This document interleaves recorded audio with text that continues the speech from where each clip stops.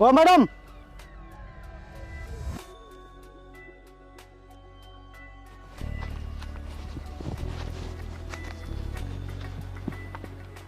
ये क्या बदतमीजी है मैडम? ओह, बदतमीजी? तो अब तुम जैसे लोग मुझे तमीज सिखाएंगे।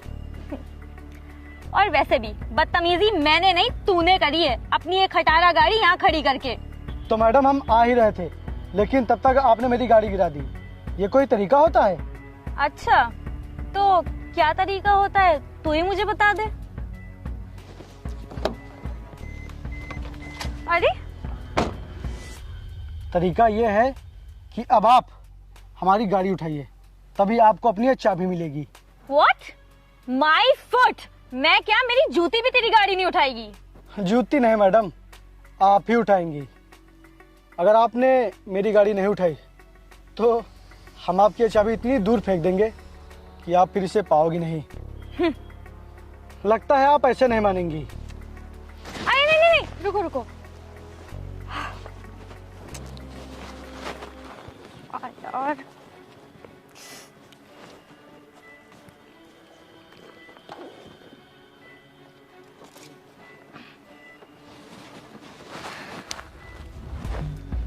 दो तुझे तो मैं देख लूंगी। हाँ हाँ, क्यों नहीं, जब भी देखने का मन हो यहीं चली आना।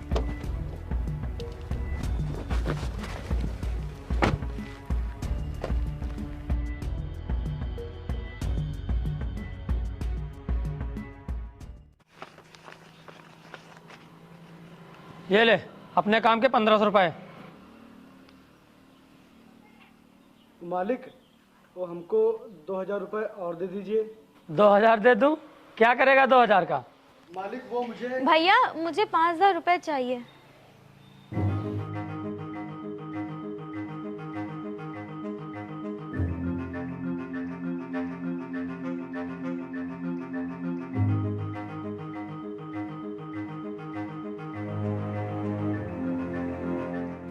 और हाँ, तूने बताया नहीं, क्या करेगा इतने पैसे? मालिक, वो हम कलेक्टर की तैयारी कर रहे हैं ना, तो उसी के लिए किताब लेनी है। क्या तू कलेक्टर बनेगा? क्या यार, कोई बातों बातों में कलेक्टर नहीं बन जाता। तुझे पता भी है कलेक्टर बनने के लिए कितनी पढ़ाई करनी पड़ती है और कितना पैसा लगता है? जी मालिक, जिसके पास मेहनत करने का जज्बा होता है ना, उसे सफलता जरूर मिलती है। चल फिर देखते हैं।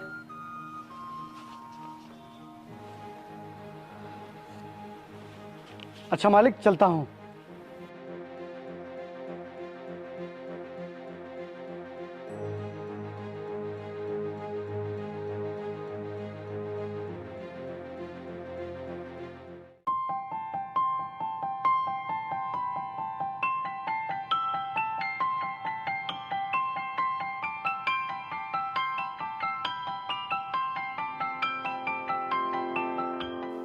हाय विपिन, और किताबें ले ली तुमने?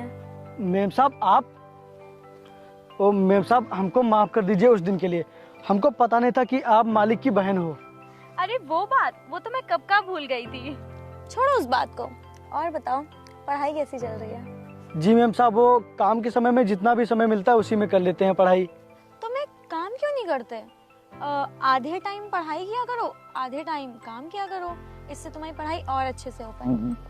अरे मैम साहब, अगर हम काम आधा करेंगे तो पैसे भी आधे मिलेंगे। इस तरह तो हमें पैसों की दिक्कत हो जाएगी। उसकी चिंता तुम मत करो। तुम पैसों की टेंशन क्यों ले रहे हो?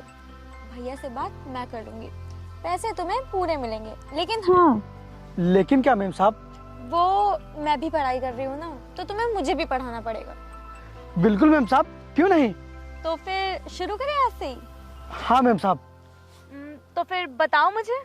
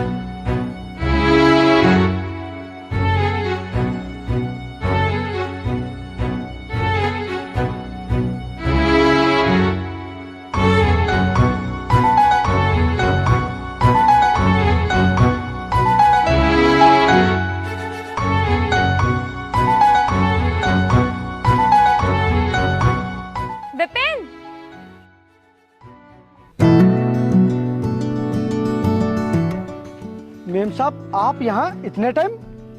आप खड़ी क्यों? रुकिए, मैं कुछ बैठने के लिए रहता हूँ। अरे नहीं नहीं रुको विपिन, एक काम करो, तुम ये पैसे रख लो। इतने सारे पैसे? मेम साहब आप ये पैसे मुझे क्यों दे रही हैं? वो मैं ना ये पैसे भैया की अलमारी से लेके आई हूँ अपने दोस्त को देने के लिए। उसकी तबीयत खराब है ना, और वैसे भी अगर भैया से पैसे मांगती तो वो देते नहीं। अच्छा सुनो, ये पैसे तुम रख लो, मुझे कल दे देना। तो मैं चलती हूँ, ठीक है? Bye bye.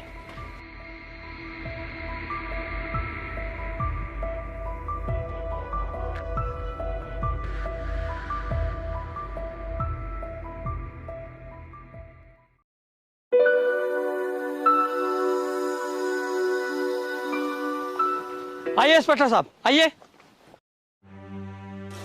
आइए सर। सर। सर यही है वो चोर, इसी ने हमारे घर से पैसे चुराए हैं, पकड़ लीजिए इसे। नहीं इंस्पेक्टर साहब, मैंने कोई चोरी नहीं की है। क्यों परेशान हो रहा है? अभी सब पता चल जाएगा। हवलदार, इसके घर की तलाशी लो। Okay sir. इंस्पेक्टर साहब मैं सच कह रहा हूँ, मेरा यकीन मानिए, मैंने चोरी नहीं की है। मैं गरीब हूँ, गलीच नहीं। चुपचाप खड़ा रहे। सर ये देखो, ये मिले पैसे। बोल, अब क्या है ये?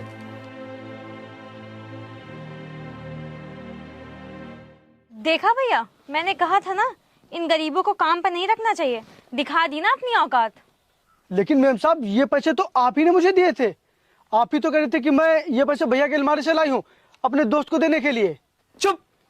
एक तो चोरी करता है, ऊपर से जुबान लड़ाता है। भला मेरी बहन तुझे पैसे क्यों देगी? इंस्पेक्टर साहब पकड़ लीजिए इसे। मालिक मैं सच कह रहा हूँ, मैंने चोरी नहीं की है। मैम साहब ने ही मुझे पैसे दिए थे। अच्छा, तेरे कहने का मतलब है मेरी बहन चोर है। तुझे पता भी है किस चीज की पढ़ाई कर रही है? कलेक्टर की। आज तक इसने जो कुछ भी मांगा है मुझसे, मैंने इसे दिया है। भला ये चोरी क्यों करेगी? मैं भी कलेक्टर की पढ़ाई कर रहा हूँ मालिक, और मैंने अपने दम पर अपने आप को सब कुछ दिया है। कोई औकात नहीं है तेरी। तू 2 कौड़ी का नौकर है मेरा, और कोई ऐसे कलेक्टर नहीं बन जाता। जेब में पैसे होने चाहिए। कलेक्टर तो मेरी बहन बनेगी। भला इस चोर को कौन कलेक्टर बनाएगा? इंस्पेक्टर साहब देख क्या रहे हैं, मारिए इसे। इंस्पेक्टर साहब मैंने चोरी नहीं की है, ये छोड़ दीजिए इंस्पेक्टर साहब, मैंने चोरी नहीं की।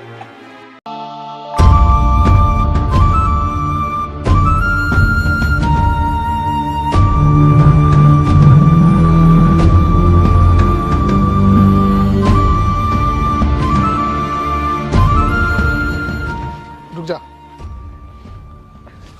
चल। अब सारी जिंदगी जेल में सड़ेगा। इंस्पेक्टर साहब छोड़ दीजिए इसे। मैं इस चोर को जीने का एक मौका और देती हूँ, और इससे ये कह दीजिए कि इस गांव में और इस एरिया में नजर ना आ जाए, वही इसके लिए बेहतर होगा। चलिए भैया, खेतों के मजदूर कलेक्टर बनने चले हैं। चल निकल, अपना बोरिया बिस्तर बांध और निकल जा यहाँ से। आज के बाद इस एरिया में दिखना नहीं। चलो।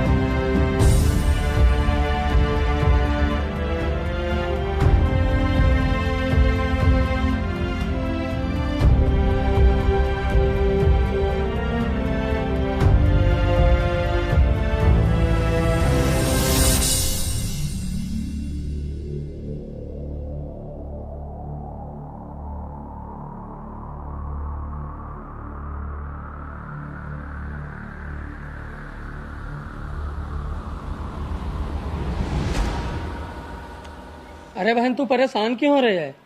ये इंटरव्यू हो जाने दे, उसके बाद तू बन गई कलेक्टर। पता नहीं भैया, कहीं हर इंटरव्यू की तरह इसमें भी मैं रिजेक्ट ना हो जाऊं।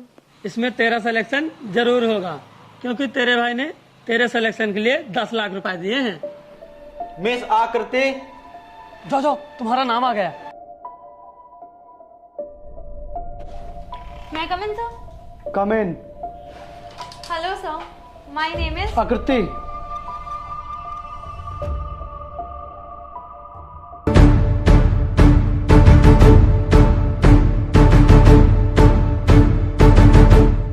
विपिन, तुम? विपिन नहीं सर। और खड़ी क्यों हो? बैठ जाओ।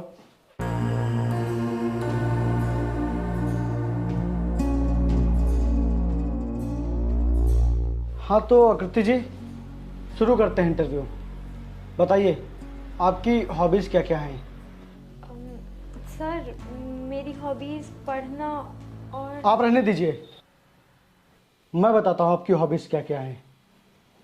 किसी गरीब से नफरत करना, किसी गरीब को अपने से ऊपर जाते हुए ना देख पाना, किसी गरीब के ऊपर चोरी का इल्जाम लगाकर उसे जेल में डलवाने की कोशिश करना ताकि वो अपने सपने ना पूरे कर पाए, वो कहीं हमसे आगे ना निकल जाए। यही सब है ना तुम्हारी hobbies? I am sorry Vipin, please मुझे माफ कर दो। मैंने और मेरे भैया ने तुम्हारे साथ बहुत गलत किया, तुम प्लीज वो सब भूल जाओ ना। और यार, ये मेरा लास्ट अटेम्प्ट है, अगर मैंने इसमें क्लियर नहीं किया तो मैं आगे कोई भी इंटरव्यू नहीं दे पाऊंगी। हाँ वो तो मैं कब का भूल गया था। अगर मैं तुम जैसे छोटी सोच वाले लोगों के चक्कर में पड़ता तो शायद आज इस कुर्सी पर ना बैठ पाता। और तुमसे तो बर्दाश्त ही नहीं हो रहा होगा ना कि हमारे खेतों में मजदूरी करने वाला लड़का आज कलेक्टर बन गया। विपिन, तुम प्लीज मेरा इंटरव्यू क्लियर कर दो ना। ये कुर्सी ईमानदार लोगों के लिए है, ना कि तुम जैसे लोगों के लिए जो पैसे देकर इसे खरीदना चाहते हैं।